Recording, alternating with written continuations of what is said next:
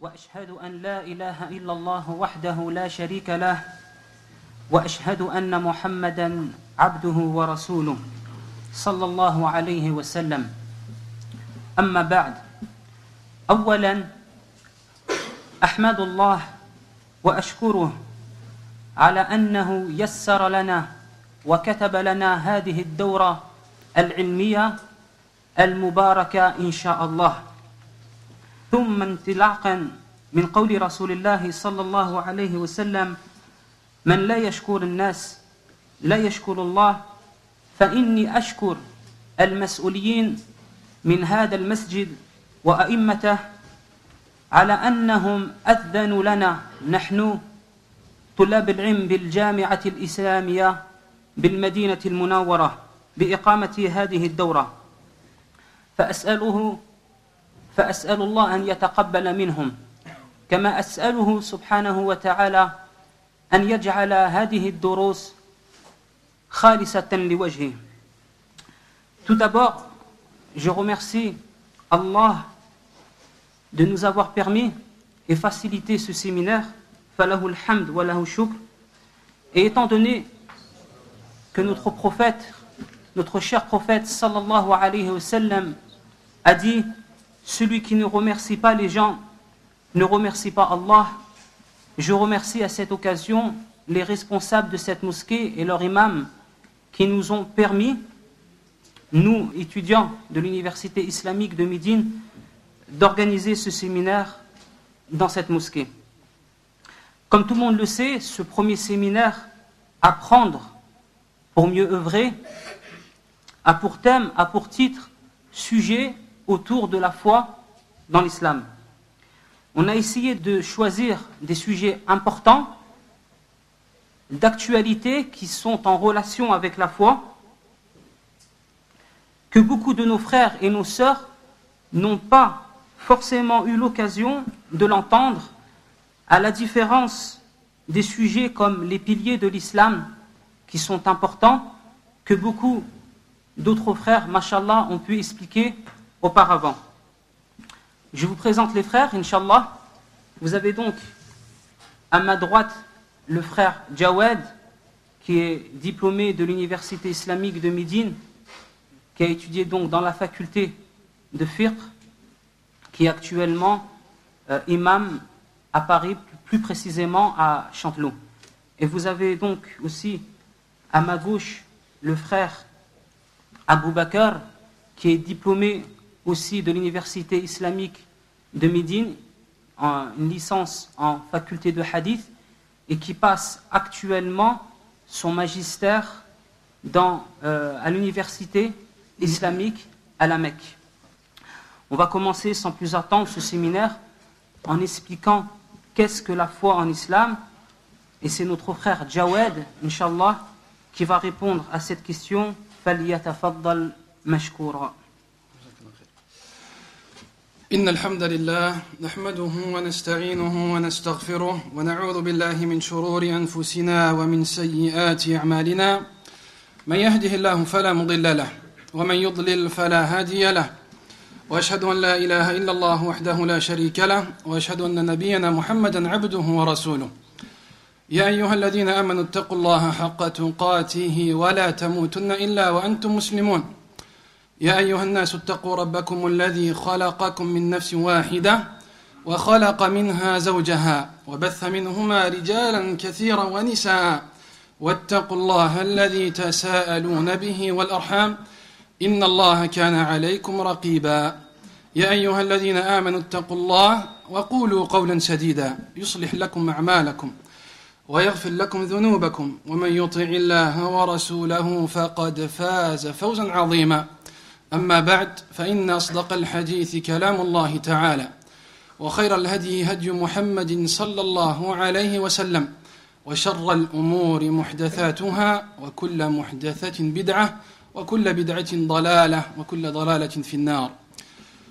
أيها الإخوة الفضلاء, je tiens tout d'abord personnellement à remercier les responsables de cette mosquée qui nous ont permis, par la grâce d'Allah subhanahu wa ta'ala, de nous réunir dans cette belle mosquée de méditer, citer, réfléchir et apprendre des points qui sont essentiels et importants pour chacun d'entre nous dans notre religion.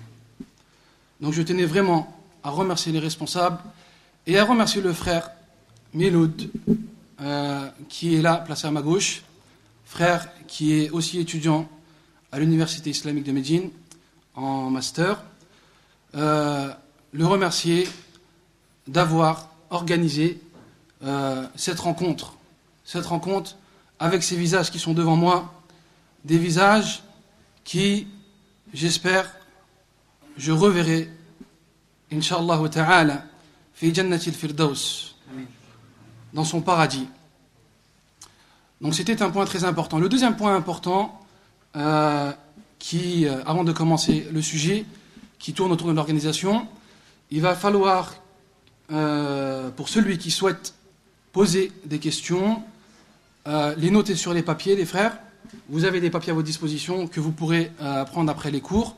Notez vos questions et nous les remettre avant le prochain cours de cet après-midi qui a lieu à 14h30 pour nous permettre ensuite de les traduire et Inch'Allah ta'ala de les poser lorsque nous aurons Achir au téléphone.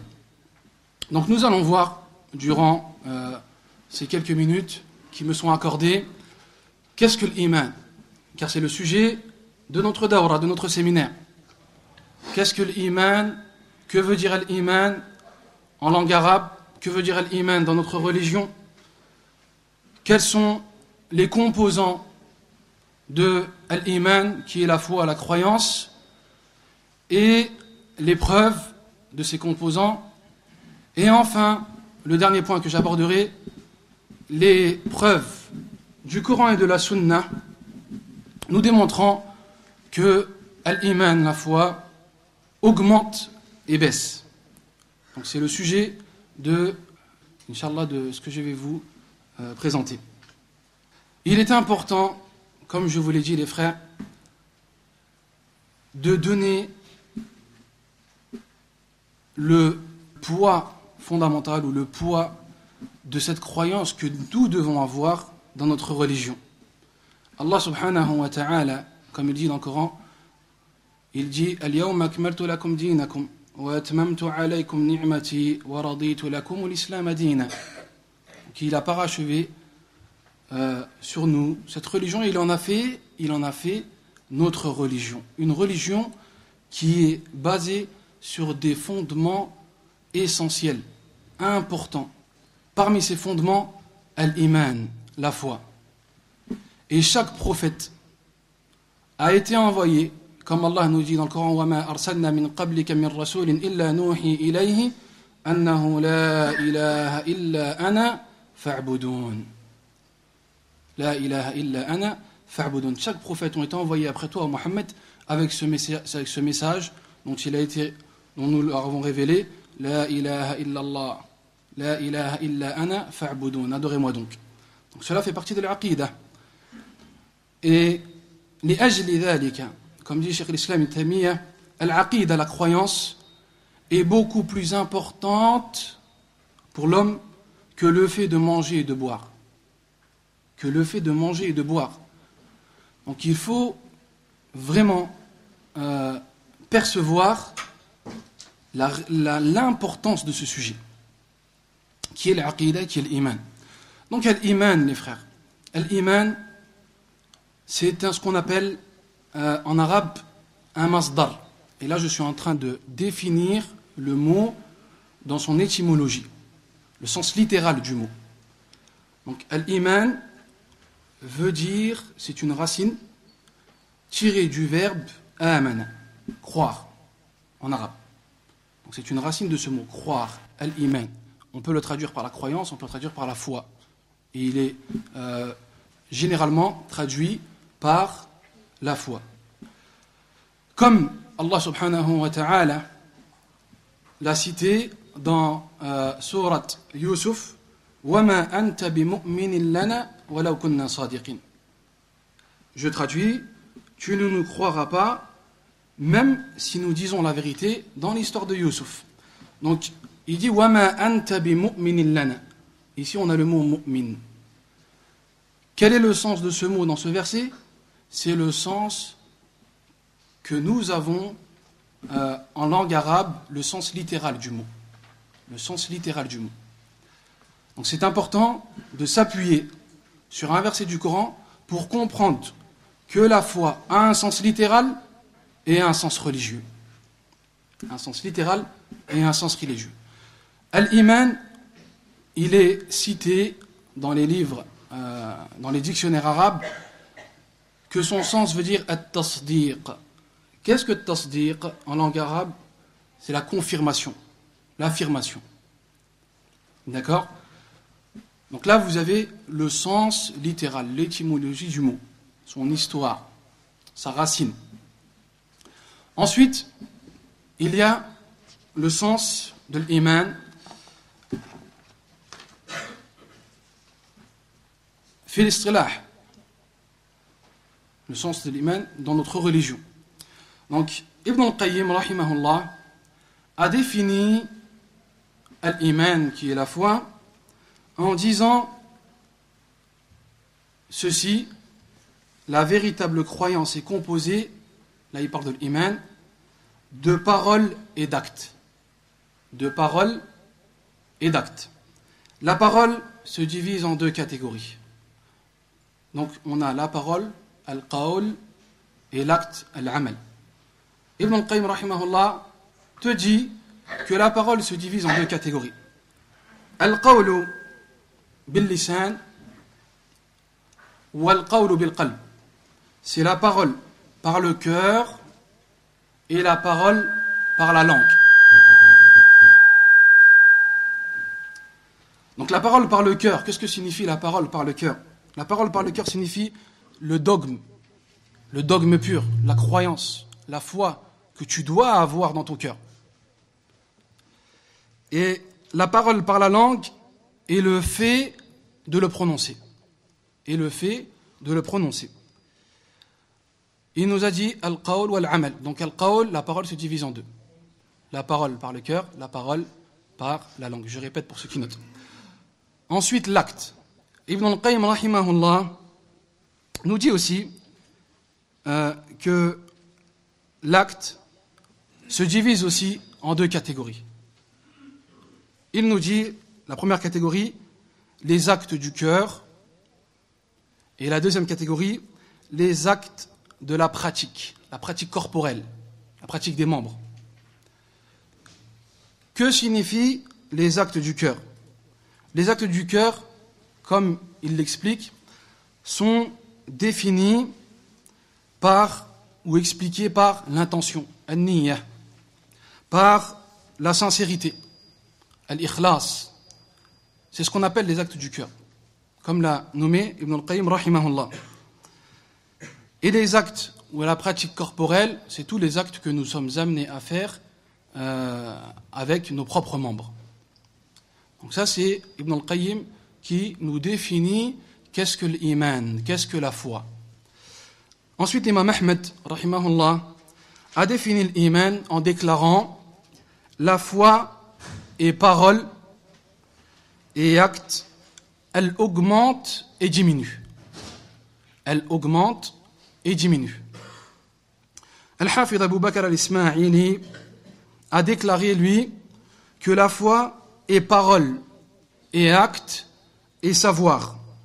Elle augmente dans l'obéissance et diminue dans les péchés. Donc ce sont des détails qui sont très très importants. Là, en citant trois savants, on comprend que l'iman, que la foi, est acte, parole, donc al-i'tiqad fil qalb, comme l'a expliqué Ibn al-Qayyim, la croyance dans le cœur, la croyance dans les actes et la croyance dans la parole. En méditant ce que nous dit l'imam Ahmed rahimahullah, il dit elle diminue et augmente. La foi augmente et diminue. Et comme l'a cité Al-Hafidh Abu Bakr al-Ismaili, elle augmente dans l'obéissance et diminue dans les péchés. Donc cette définition de l'iman, et cette définition que l'on retrouve chez les pieux prédécesseurs, as-salaf as-salih, parmi les compagnons et les adeptes des compagnons du prophète Mohammed sallallahu alayhi wa sallam. L'imam al-Shafi'i, rahimahullah, a dit l'unanimité des compagnons et ceux qui les ont suivis, at-tabi'in, et qui ont vécu après eux jusqu'à notre époque. Donc l'imam al-Shafi'i parle de son époque, disant que la croyance est parole et acte et intention, et que ces composants ne peuvent être séparés. Ces composants ne peuvent être séparés. Donc le fait d'avoir l'i'tiqad fil qalb, le fait de le prononcer par la parole, et le fait de pratiquer, de mettre en application, ce sont trois composants que tu ne peux séparer. L'imam Shafi'i nous explique cela. L'imam al-Baghawi, rahimahullah, a déclaré: les compagnons, les tabi'in, les savants de la sunna s'accordent tous à dire que les actes font partie intégrante de la foi. Et on dit la foi est parole, acte et croyance. Elle augmente dans l'obéissance et diminue dans les péchés. Donc il y a une raison pour laquelle je cite plusieurs définitions de plusieurs ulama, de plusieurs savants, pour justement nous permettre de comprendre et de savoir qu'ils sont tous d'accord sur le fait que la foi est dans le cœur, dans la parole, dans les actes, elle augmente et elle diminue.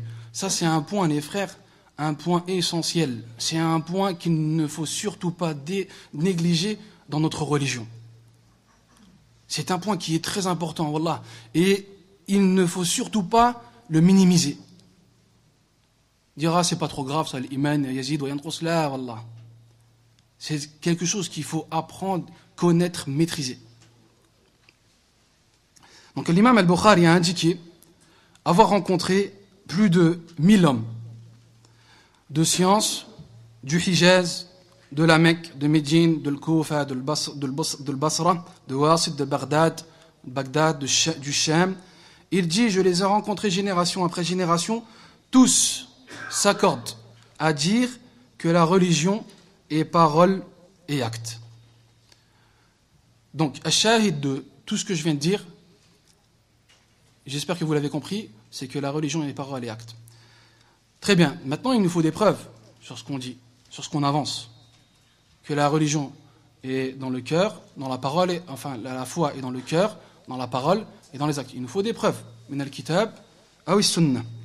Donc les preuves, al-adillah, qui nous démontrent que l'iman est dans le cœur, awalan.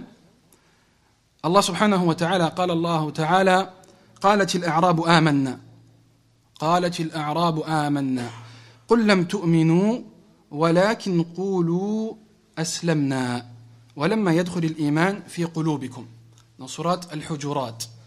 Donc les Bédouins ont dit nous avons la foi. Dit vous n'avez pas encore la foi, dites plutôt nous nous sommes simplement soumis car la foi n'a pas pénétré dans vos cœurs. Donc ce verset nous démontre que la place de la foi se situe où ? Se situe dans le cœur. Comme Allah l'a dit dans le Coran, car la foi n'a pas encore pénétré dans vos cœurs. On peut s'appuyer aussi sur un autre verset dans lequel Allah subhanahu wa ta'ala dit وَلَكِنَّ اللَّهَ حَبَّبَ إِلَيْكُمُ الْإِيمَانَ وَزَيَّنَهُ فِي قُلُوبِكُمْ. Il dit, certes, mais Allah vous a fait aimer la foi et l'a embellie où ? Dans vos cœurs. Fi qulubikum. Donc on a un deuxième verset qui nous prouve que la foi, elle se situe où ? Elle se situe dans le cœur. Un troisième verset où Allah subhanahu wa ta'ala dit Kataba fi qulubikum al-iman. Il a prescrit la foi dans leur cœur. Donc ces trois versets que je viens de citer nous prouvent que l'iman, que la foi se situe et se trouve dans le cœur. Donc ça, c'est les adilla, les preuves qui nous prouvent que la foi est dans le cœur. Les preuves maintenant qui nous prouvent que la foi doit être aussi prononcée. Comme on l'a dit, elle doit être aussi prononcée. قال الله تعالى, Allah dit dans le Coran, قولوا آمنا بالله وما أنزل إلينا وما أنزل إلى إبراهيم وإسحاق ويعقوب الآية. Il dit subhanahu wa ta'ala, dites. Et là c'est important. قولوا, le fait de dire, la parole. Nous croyons en Allah et en ce qui nous a révélé. La suite de la ayah dans Surat al-Baqarah, dans le chapitre de la vache. Donc Allah subhanahu wa ta'ala commence ce verset en disant قولوا, dites. ويقول النبي صلى الله عليه وسلم, donc une deuxième preuve qui nous permet d'appuyer que la foi est aussi par la parole. Le prophète sallallahu alayhi wa sallam a dit dans un hadith qui est connu, que vous devez sûrement connaître, Al-imanu bid'un wa sab'una ou bid'un wa sittuna shu'bah, fa'a'laha, il a dit fa'a'laha qawlu la ilaha illallah. Donc il a dit, la foi comporte plus de 70 ou plus de 60 branches ou degrés. La plus élevée est la parole, fa'a'laha qawlu. Donc la plus élevée des degrés, c'est la parole. Qawlu la ilaha illallah, qui n'est de divinité digne d'être adorée qu'Allah subhanahu wa ta'ala. Donc à travers ces deux preuves, on peut constater du Coran et de la Sunna que l'iman, la foi, comme l'ont dit les savants, se fait aussi par la parole, le fait de le dire, le fait de le prononcer. On va passer maintenant aux preuves tirées du Coran et de la Sunna, que la foi est aussi les actes. Et ça, c'est très important, les frères. Car vous savez, il y a des gens qui disent que la foi, elle est juste dans le cœur. Hal tusalli, est-ce que tu pries? Non, je ne prie pas. Hal tasum? La asum, non, je ne jeûne pas. Il te dit, la foi, elle est dans le cœur. Et on comprend à travers ces versets, à travers ces hadiths, et à travers les paroles des savants, que c'est une faute de penser cela. C'est une faute dans l'aqida, dans la croyance. Et c'est une erreur. Donc, les preuves qui nous démontrent que la foi se fait aussi par les actes. قال الله تعالى إنما المؤمنون الذين إذا ذكر الله وجلت قلوبهم وإذا تليت عليهم آياته زادتهم إيمانا وعلى ربهم يتوكلون من هؤلاء الذين يقيمون الصلاة ومما رزقناهم ينفقون. Donc Allah subhanahu wa ta'ala dit dans le chapitre Al-Anfal, les butins, les vrais croyants sont ceux dont les cœurs frémissent quand on mentionne Allah. Et quand ces versets leur sont récités, cela fait augmenter leur foi et ils placent leur confiance en leur Seigneur. Ensuite, Allah, donc, il a cité ce verset et il nous dit qui sont ces gens. Qui sont ces gens qui frémissent à l'écoute du Coran? Qui sont ces gens qui font confiance en Allah? Alladhina yuqimuna as-salah. Ceux qui accomplissent la prière et qui dépensent dans le sentier d'Allah. Donc maintenant, je peux vous poser la question. Le fait d'accomplir la prière, n'est-ce pas un acte d'adoration? C'est un acte d'adoration. Et le fait de dépenser aussi dans le sentier d'Allah est un acte d'adoration.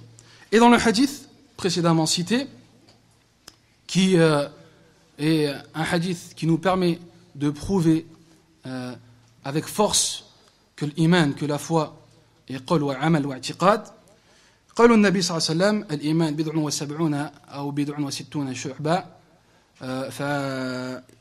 فعلاها قول لا إله إلا الله. Ensuite, le prophète sallallahu alayhi wa sallam il a dit وأدناها إماطة الأذى عن الطريق. إماطة الأذى عن الطريق. Que veut dire ce passage dans le hadith? Le plus bas des degrés dans l'iman, dans la foi, est d'enlever les saletés du chemin. Le fait que le prophète sallallahu alayhi wa sallam te dise que le plus bas degré de la foi et le fait d'enlever des saletés du chemin te démontre que tu dois faire et pratiquer, et te démontre que l'acte fait partie de l'iman. Que l'acte fait partie de l'iman. Donc à travers ces hadiths-là, on a vu, comme l'ont cité les savants, que al-iman i'tiqadun fil qalb, et je le répète et je ne cesserai de le répéter car c'est important, et le fait de le répéter montre et démontre l'importance du sujet. Al-iman qawlun ou i'tiqadun fil qalb wa qawl wa amal.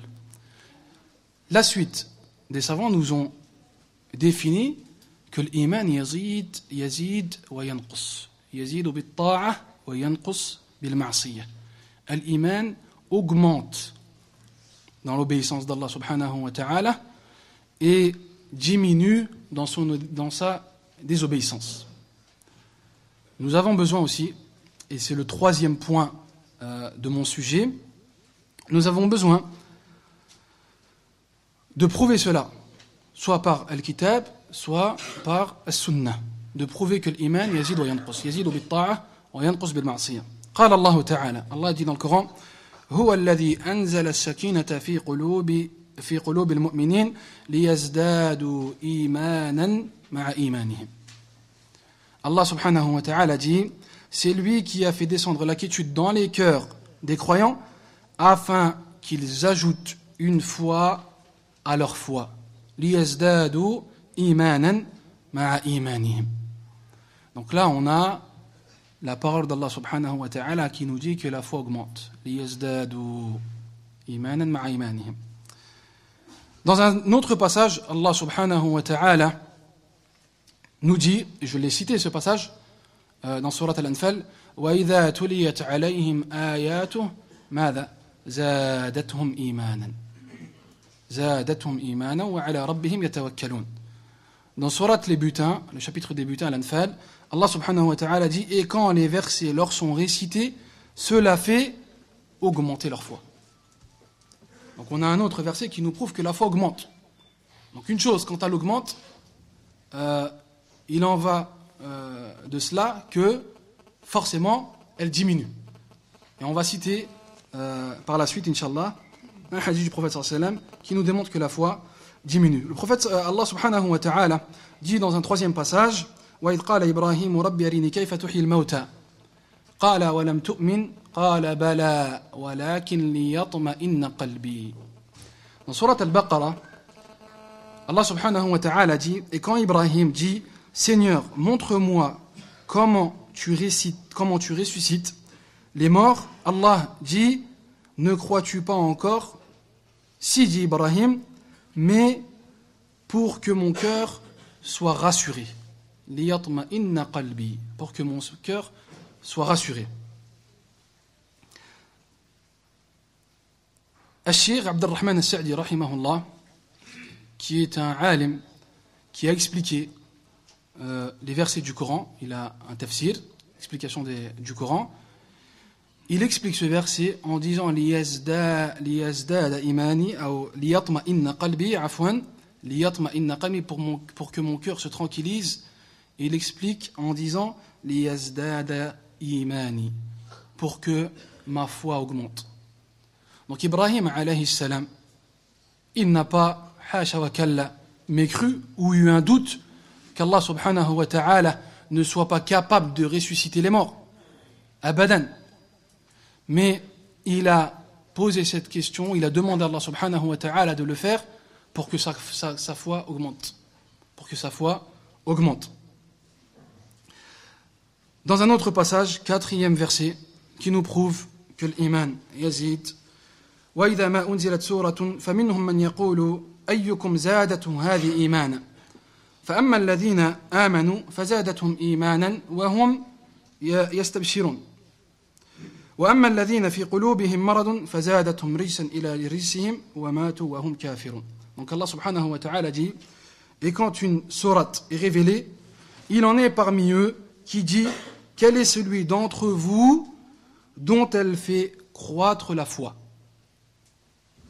Quant aux croyants, elle fait certes croître leur foi. donc augmentation de la foi. Et ils s'en réjouissent. Mais quant à ceux dont les cœurs sont malades, elles ajoutent une souillure à leur souillure et ils meurent dans l'infidélité. Donc ces 4 versets que je viens de citer nous prouvent que la foi augmente. Et je vais me contenter de citer un dernier hadith du prophète Mohammed sallallahu alayhi wa sallam, dans lequel il nous dit que la foi peut être basse, peut descendre. Un hadith dont vous avez sûrement entendu son texte. Le prophète sallallahu alayhi wa sallam dit: Man ra'a minkum munkara falyughayyirhu biyadihi fa in lam yastati' fa bilisanihi fa in lam yastati' fa biqalbihi thumma qala wa dhalika ad'afu al-iman. Wa dhalika ad'afu al-iman. Le prophète sallallahu alayhi wa sallam dit dans ce hadith: celui d'entre vous qui voit une chose répréhensible, qu'il la change par sa main.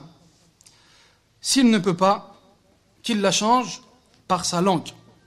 Et s'il ne peut pas, qu'il la change en son fort intérieur, par son cœur.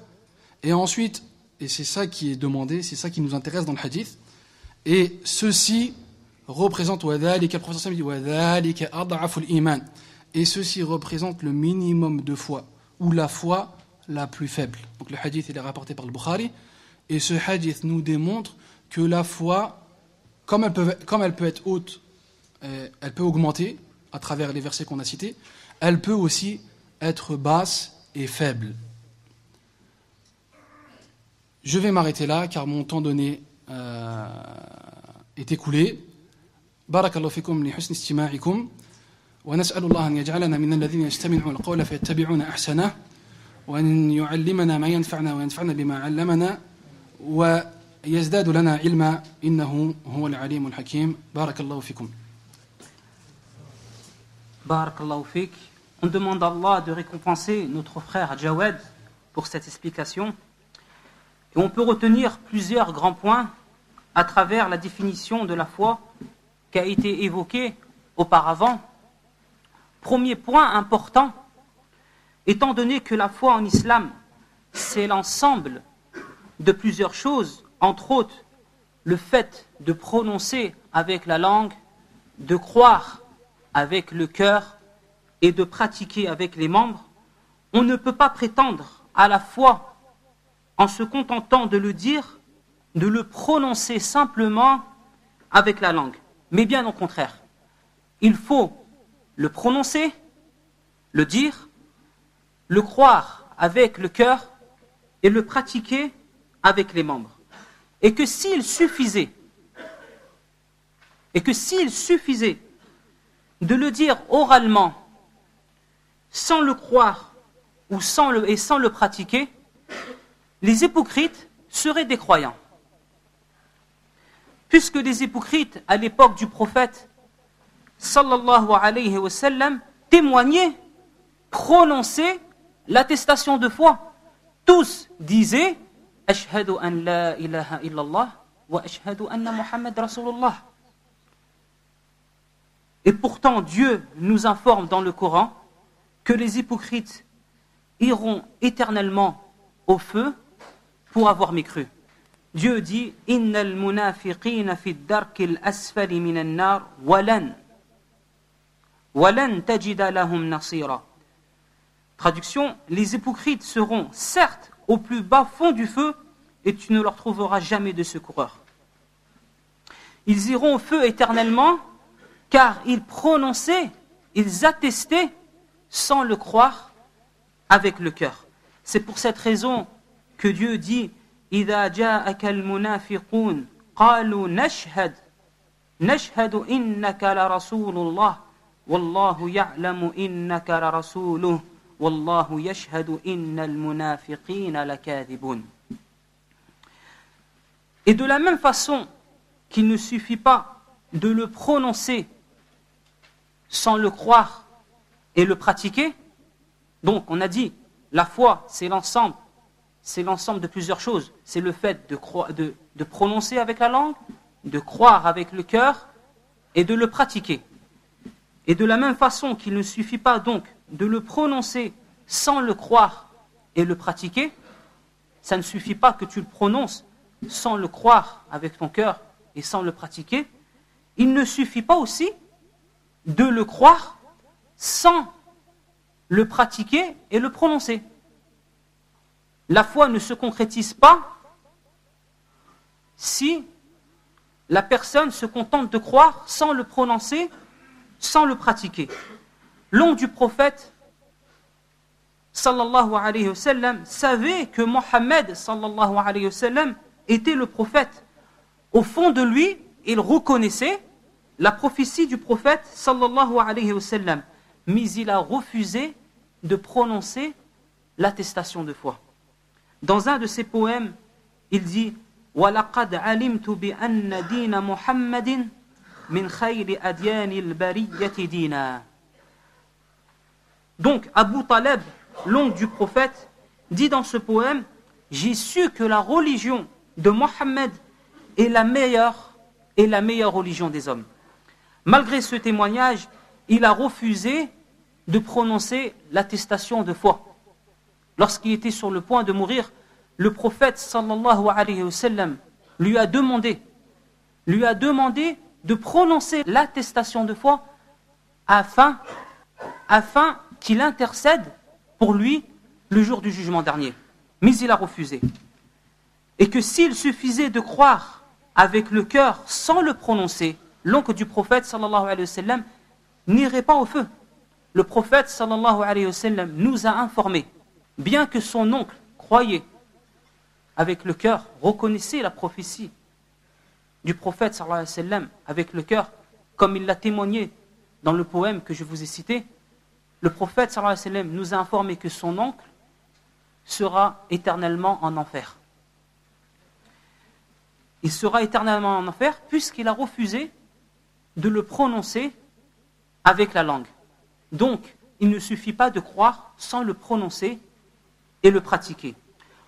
Aussi, les frères, le fait de pratiquer avec les membres sans le croire avec le cœur ne fait pas partie de la foi. Ça ne suffit pas pour avoir la foi. Les hypocrites faisaient la prière avec le prophète, sallallahu alayhi wa sallam, ils ont combattu avec le prophète, sallallahu alayhi wa sallam, mais cela ne leur a point profité, car ils le faisaient, ils le pratiquaient sans le croire avec le cœur. Donc, pour avoir la foi en islam, il faut prononcer avec la langue, croire avec le cœur et pratiquer avec les membres. Et que le fait de dire, comme l'a évoqué notre frère Jawad, barakallahu fi, que le fait de dire que la foi est seulement dans le cœur est faux. Beaucoup de personnes, lorsqu'on leur demande de pratiquer la religion, te disent « La religion, mon frère, c'est dans le cœur. » L'essentiel, c'est de croire avec le cœur. Beaucoup de nos sœurs, lorsqu'on leur rappelle l'importance, l'obligation de porter son hijab, son voile, nous répondent « Mon voile, c'est dans le cœur. » La religion, ce n'est pas seulement dans le cœur, c'est aussi avec la langue, c'est aussi avec les membres, c'est une pratique. Et que si la religion était seulement une question de croire avec le cœur, Dieu n'aurait pas fait descendre une législation, des lois à suivre et appliquer. Bien au contraire, Dieu dit « Illa alladhina amanu wa amilu salihat » sauf ceux qui croient et accomplissent les bonnes œuvres. Donc, pour ne pas être long, Inch'Allah, il est essentiel de retenir que la foi en islam se compose, englobe ces trois bases qui sont le fait de prononcer avec la langue, de croire avec le cœur et de le pratiquer avec les membres, comme l'a si bien exposé et expliqué notre frère Jawad.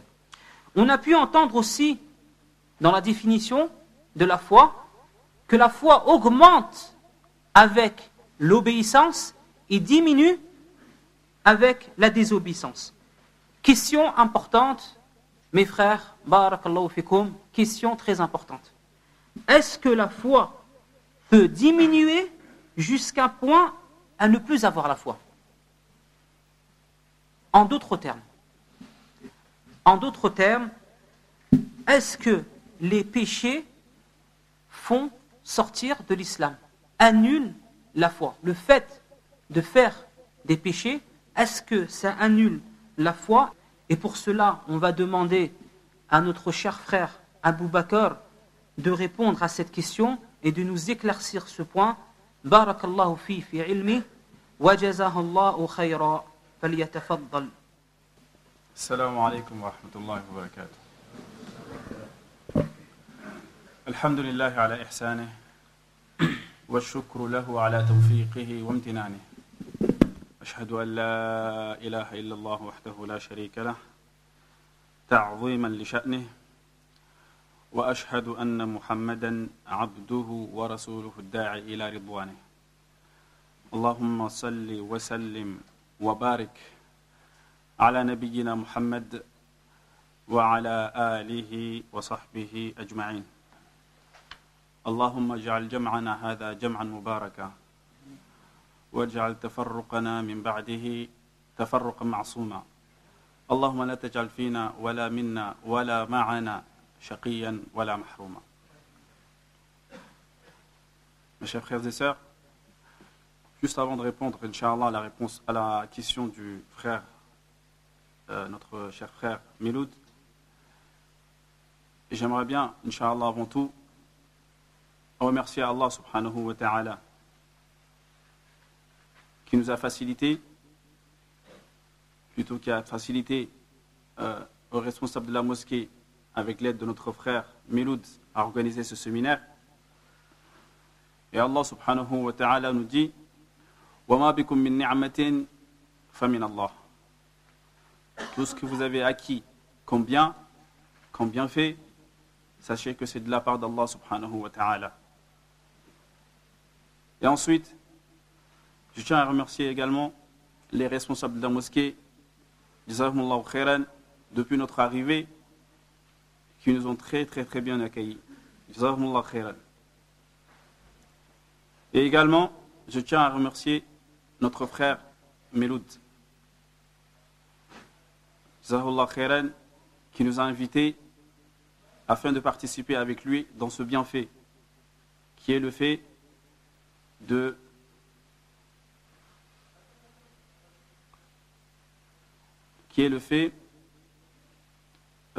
travailler dans le sentier d'Allah subhanahu wa ta'ala.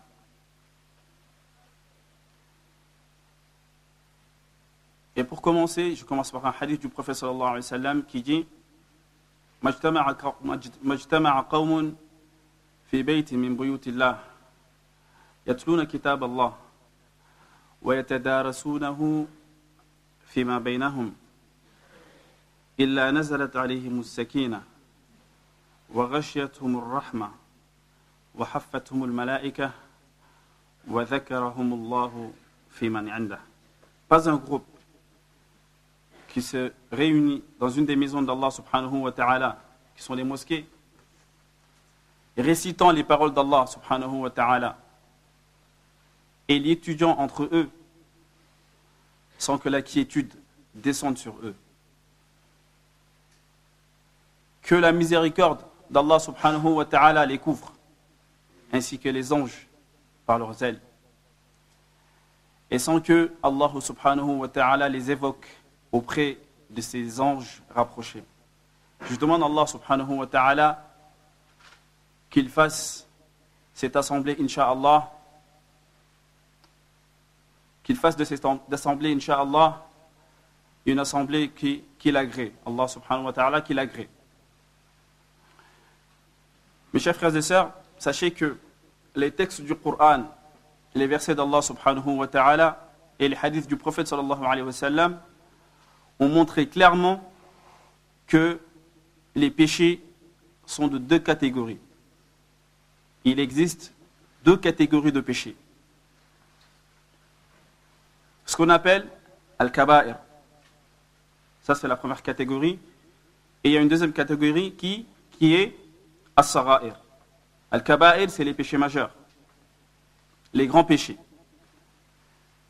Et la deuxième catégorie, c'est as-sagha'ir. Ça, c'est ce que les textes du Coran et des hadiths du prophète sallallahu alayhi wa sallam nous ont montré clairement. Parmi ces versets-là, قول الله تعالى إن تجتنبوا كبائر ما تنهون عنه نكفر عنكم سيئاتكم وندخلكم مدخلا كريما. Allah Azza wa Jal, la traduction du verset, il nous dit dans la sourate Les Femmes, verset 31, il nous dit: si vous évitez les grands péchés qui vous sont interdits, alors nous effacerons vos méfaits et nous vous ferons rentrer dans un endroit onéreux qui est le paradis. Nous tirons, mes chers frères et sœurs, de ce verset deux enseignements qui sont importants. Le premier est que on peut tirer de ce verset qu'il existe deux catégories de péchés. Car Allah subhanahu wa ta'ala nous dit, il y a une condition dans le verset, il dit, si vous évitez les grands péchés, alors nous effacerons vos méfaits. Ceci prouve clairement qu'il existe deux catégories de péchés. Ça, c'est le premier enseignement. Et le deuxième est que, mes chers frères et sœurs, le fait de s'éloigner, de s'écarter, d'éviter les péchés majeurs est une cause principale pour que Allah subhanahu wa ta'ala expie tes péchés mineurs. Et ça, c'est important. Car Allah, il dit, si vous évitez les péchés majeurs, alors nous effacerons vos méfaits. Les méfaits, c'est les péchés mineurs, c'est la deuxième catégorie. Donc, si nous concrétisons bi'idhnillah la condition, Allah Azza wa Jal nous accordera son pardon. Donc ça, c'est une preuve évidente que les péchés sont de deux catégories. Et dans ce sens-là, bien sûr, il y a plusieurs versets, mais le temps ne nous permet pas, Inch'Allah, d'en citer beaucoup plus. Juste, je vais rajouter un hadith du prophète sallallahu alayhi wa sallam qui va dans le même sens que le verset. Et ce qu'il faut savoir, mes chers frères et sœurs, ça c'est une faïda, et qu'il est impossible pour le musulman de comprendre l'islam convenablement et correctement sans la sunna. Il est impossible. Car Allah subhanahu wa ta'ala nous dit dans le Coran: وَأَنزَلْنَا إِلَيْكَ الذِّكْرَ لِتُبَيِّنَ لِلنَّاسِ مَا نُزِّلَ إِلَيْهِمْ وَلَعَلَّهُمْ يَتَفَكَّرُونَ. Certes, nous avons fait descendre sur toi, Muhammad, le rappel, qui est le Coran, afin que tu exposes clairement nos versets aux gens et afin qu'ils réfléchissent. Et yani que tu comprennes que l'islam est basé sur des preuves évidentes. C'est pas à ta guise. Abadan. C'est le Coran, le rappel d'Allah subhanahu wa ta'ala et l'explication du prophète sallallahu alayhi wa sallam. Et Allah a terminé le verset. Regarde bien comment il a fini le verset. Il a dit وَلَعَلَّهُمْ يَتَفَكَّرُونَ. Et afin qu'ils réfléchissent. Bima'na, que tu comprennes que la législation islamique est fondée sur le Coran et le suivi du prophète sallallahu alayhi wa sallam. Et ça, c'est important, mes chers frères et sœurs. Et d'ailleurs, c'est pour cela, si vous avez constaté, nos frères Jawad, Zahullah Khairan et le frère Meloud nous ont rapporté également, ils ont avancé des versets et des hadiths. Pour continuer, le hadith du prophète sallallahu alayhi wa sallam, bien sûr, qui nous montre que les péchés sont de deux catégories. Le hadith qui est rapporté par l'imam Muslim, rahimahullah, dans son sahih, il dit as-salawatul khams wal jumu'atu ila al-jumu'ah wa ramadanu ila ramadan kaffaratun lima baynahunna إذا اجتنبت الكبائر. طبعا الحديث له روايات. Le hadith a plusieurs versions. L'explication du hadith, le prophète sallallahu alayhi wa sallam nous dit les 5 prières. Les prières canoniques, les 5 prières obligatoires, le Fajr jusqu'à la Isha. Il dit les 5 prières. La prière du vendredi à l'autre vendredi. Le mois de Ramadan à l'autre. Tout cela expie les péchés entre ceux-là, à condition, à condition que la personne s'éloigne des grands péchés. Subhanallah. Le hadith confirme ce que Allah Azza wa Jal dit dans le Coran. Vous voyez que le prophète sallallahu alayhi wa sallam a accompli sa mission. Car Allah lui dit litubayyina linnas, afin que tu exposes clairement. Allah Azza wa Jal a dit tout simplement in tajtanibu, si vous vous éloignez et si vous évitez les péchés majeurs, on vous effacera, certes, on vous effacera vos méfaits.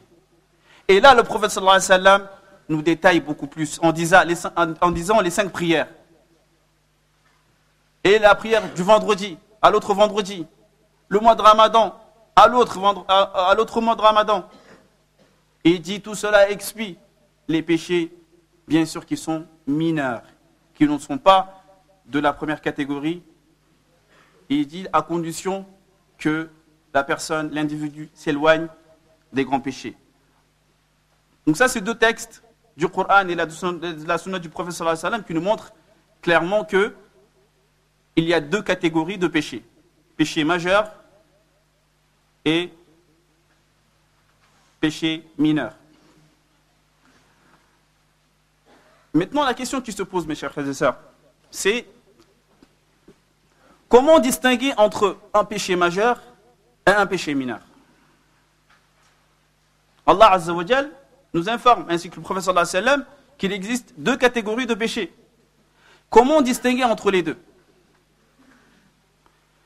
Les savants, rahimahumullah, min as-salaf, depuis à l'époque des pieux prédécesseurs, jusqu'à ceux qui sont venus bien après eux, ont donné beaucoup de définitions et beaucoup de facteurs distinctifs entre le péché majeur et le péché mineur.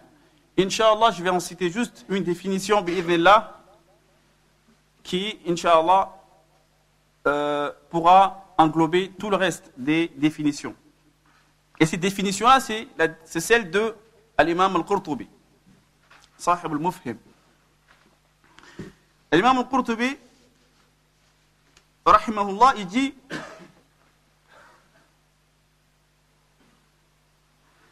كل ذنب أطلق عليه بنص كتاب أو سنة أو إجماع أنه كبيرة أو عظيم أو أخبر فيه بشدة العقاب أو علق عليه الحد أو شدد النكير عليه فهو كبيرة. Il dit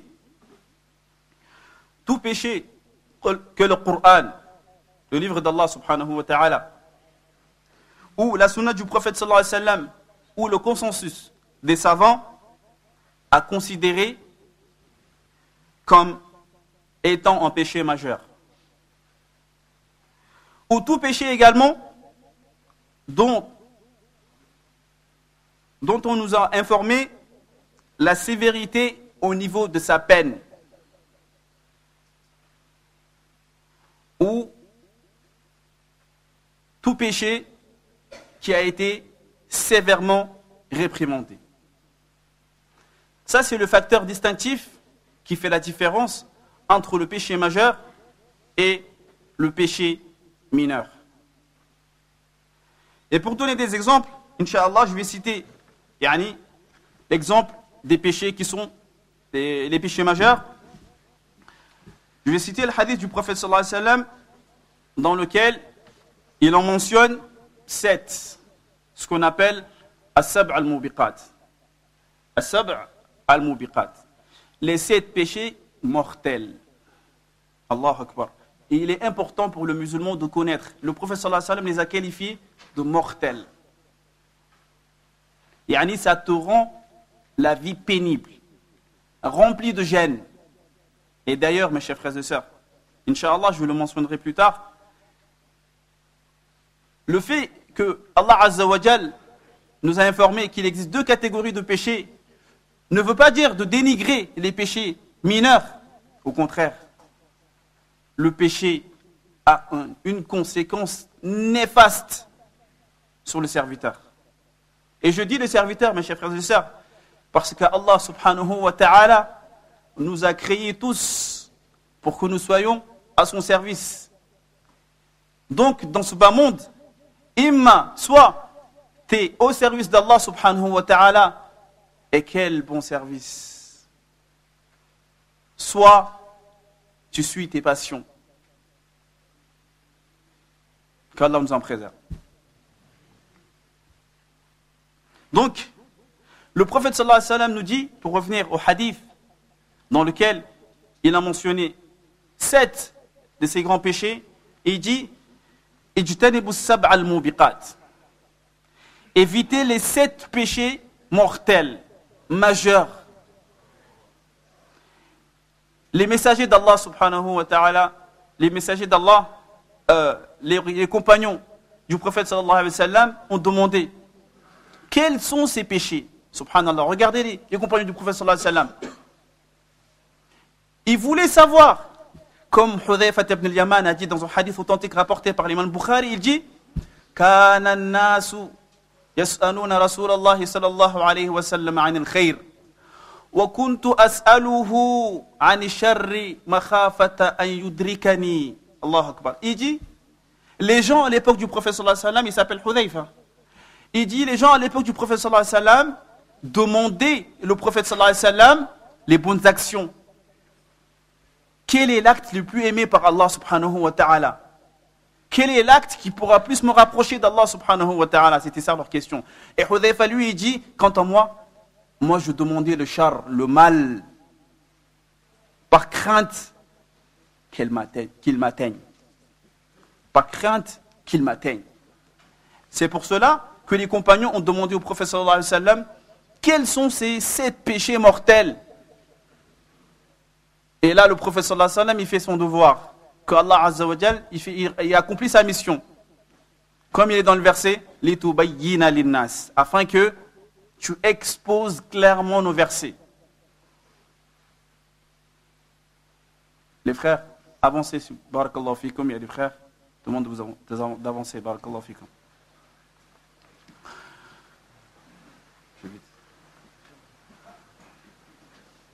Ahsanallahu ilaykum.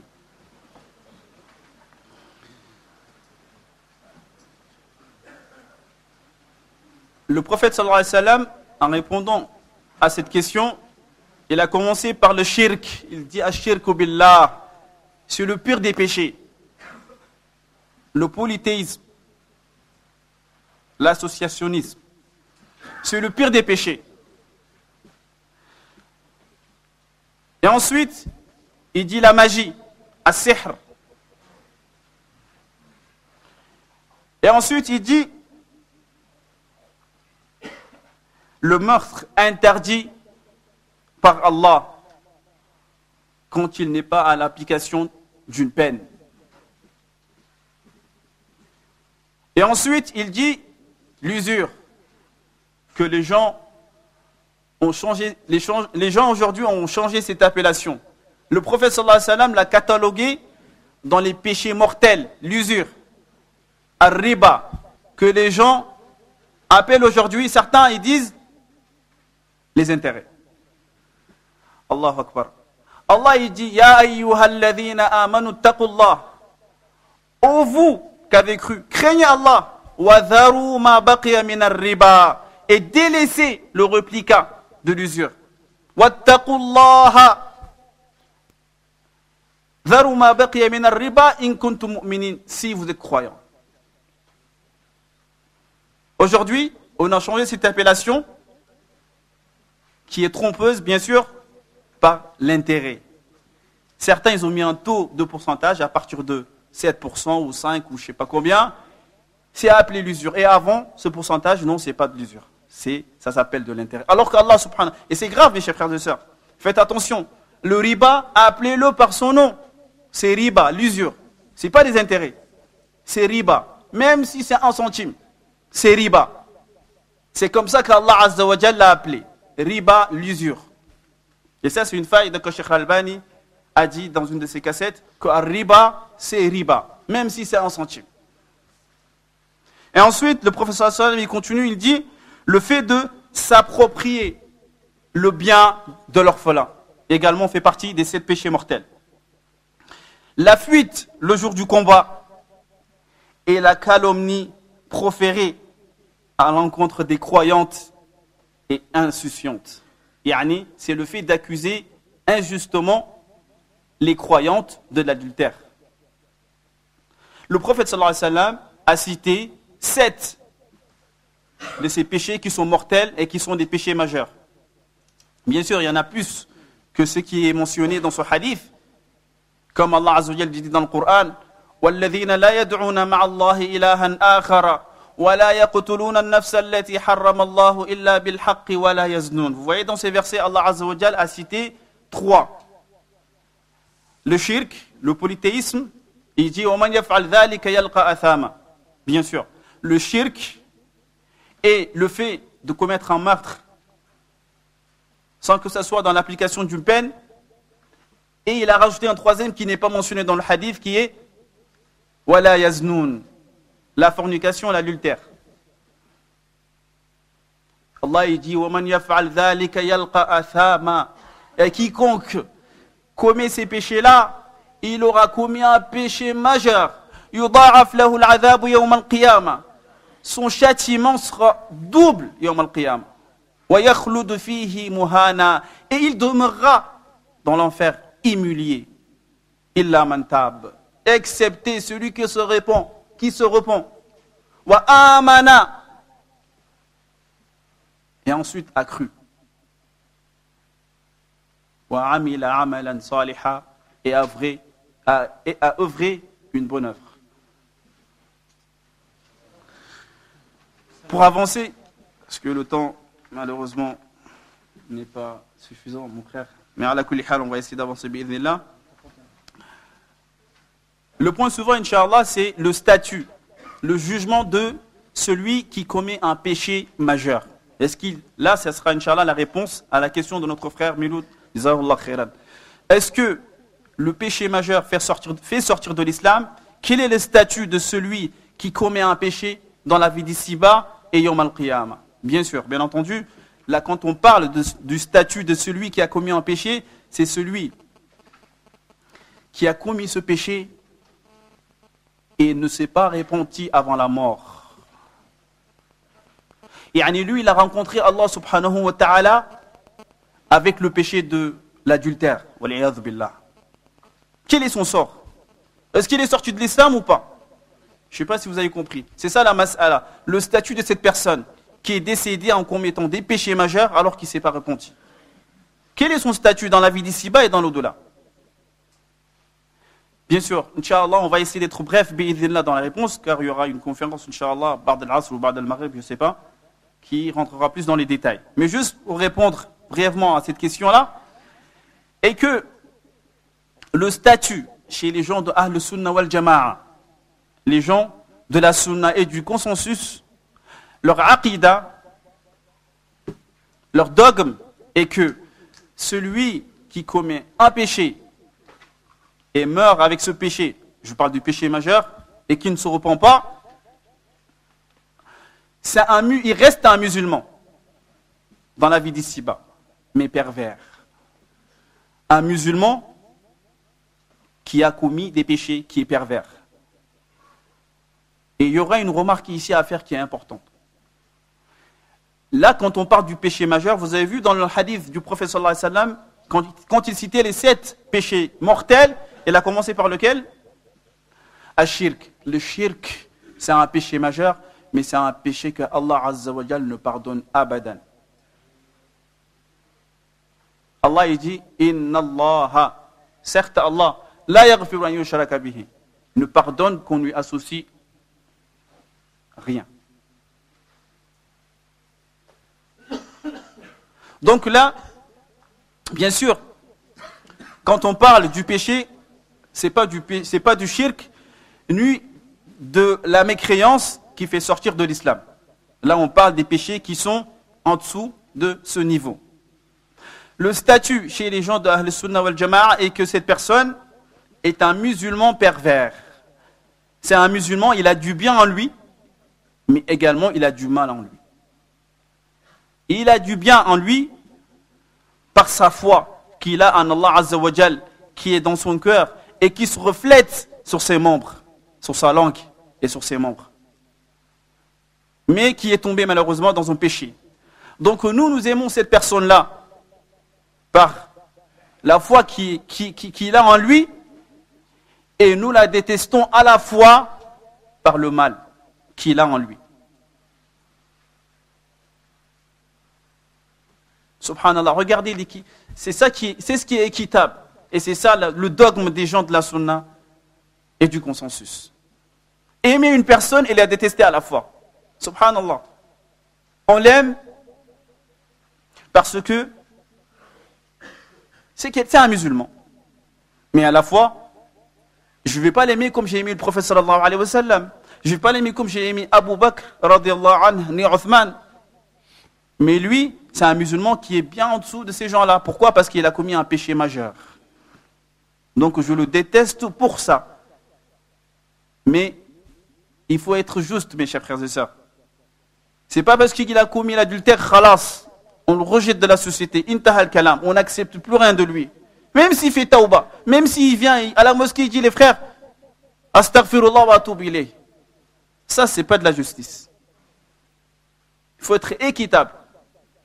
Mais nous l'aimons également par sa foi, mais aux justes mesures de sa foi. Sans exagérer et sans être laxiste. Et quant à son statut Yawm al-Qiyamah dans l'au-delà, excusez-moi, j'essaie d'être bref, Inch'Allah. Celui qui décède avec un péché majeur, celui qui rencontre Allah subhanahu wa ta'ala avec un péché majeur, et d'ailleurs c'est pour cela qu'Allah Azza wa Jalla nous dit dans le Coran, Allah nous incite à se repentir. Il dit وَتُوبُوا إِلَى اللَّهِ جَمِيعًا لَعَلَّكُمْ تُفْلِحُونَ. Repentez-vous tous vers Allah subhanahu wa ta'ala afin que vous ayez le succès. Le succès, c'est de rencontrer Allah subhanahu wa ta'ala avec un cœur pur. C'est ça le souci d'un musulman. Comment venir Yawm al-Qiyamah avec une balance qui est remplie de bonnes actions et très peu, parce que c'est impossible de ne pas commettre de péché.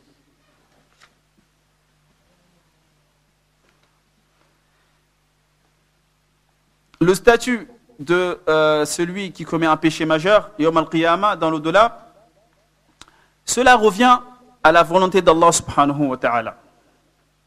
C'est un musulman, c'est pas un mécréant.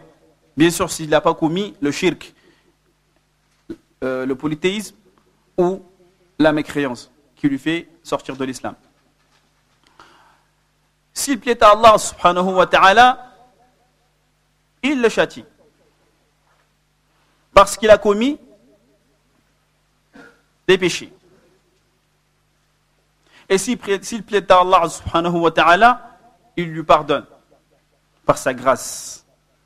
Et les textes du Coran et des hadiths du prophète sallallahu alayhi wa sallam nous ont exposé clairement qu'il y aura des gens, des kabas qu'on appelle Ahl al-Kaba'ir, des gens, des personnes qui sont décédées en commettant des péchés majeurs sans se repentir. Ces gens-là, il y aura une partie de ces gens-là qui seront châtiés dans l'enfer. Et d'autres seront pardonnés. Mais ce qui est à souligner ici, c'est quoi? C'est que ceux qui seront châtiés ne vont pas rester dans l'enfer éternellement. Car ce ne sont pas des kuffars, ce ne sont pas des infidèles ni des mécréants. Donc, ils resteront, waliyadhu billah, en enfer. Et après, Allah Azza wa Jal leur fera sortir de l'enfer pour le paradis. Et c'est pour cela que le prophète sallallahu alayhi wa sallam nous dit dans un hadith authentique rapporté par l'imam al-Bukhari et Muslim, Anas ibn Malik, un des compagnons du prophète sallallahu alayhi wa sallam, dit que le messager d'Allah a dit يخرج من النار من قال لا إله إلا الله يخرج من النار من قال لا إله إلا الله وفي قلبه وزن ذرة من خير. Il sortira de l'enfer celui qui a dit la ilaha illallah. Et ça rejoint ce que mes deux frères avaient dit auparavant. Il sortira de l'enfer celui qui a dit la ilaha illallah et que dans son cœur il y a l'équivalent d'un poids d'atome de bien. Donc ce hadith nous prouve clairement que cette personne-là était en enfer. Il a dit la ilaha illallah, c'est un musulman, mais dans son cœur il y avait du khair. C'est pour cela qu'Allah Azza wa Jalla l'a fait sortir de l'enfer. Donc il était dans l'enfer, il a été châtié par un grand péché qu'il a commis, mais ensuite Allah Azza wa Jalla l'a fait sortir de l'enfer. Et ça, c'est par la justice d'Allah subhanahu wa ta'ala. Juste pour terminer, mes chers frères et sœurs, je rappelle que le fait qu'Allah subhanahu wa ta'ala nous a montré et nous a dit dans le Coran et que le prophète sallallahu alayhi wa sallam nous a informé qu'il existe deux catégories de péchés ne veut dire en aucun cas qu'il fallait dénigrer les péchés, qu'ils soient mineurs ou majeurs. Commettre un péché veut dire ne pas être pudique envers Allah subhanahu wa ta'ala. Le prophète sallallahu alayhi wa sallam nous a informé dans les hadiths quelques méfaits, quelques conséquences néfastes du péché, qu'il soit mineur ou majeur. Constatez, mes chers frères et sœurs, le premier jour que tu commets un péché, que ce soit le mensonge ou autre, ce jour tu ressens en toi que j'ai commis un péché majeur, astaghfirullah wa atubu ilayh. Mais plus tard, qu'est-ce qui se passe?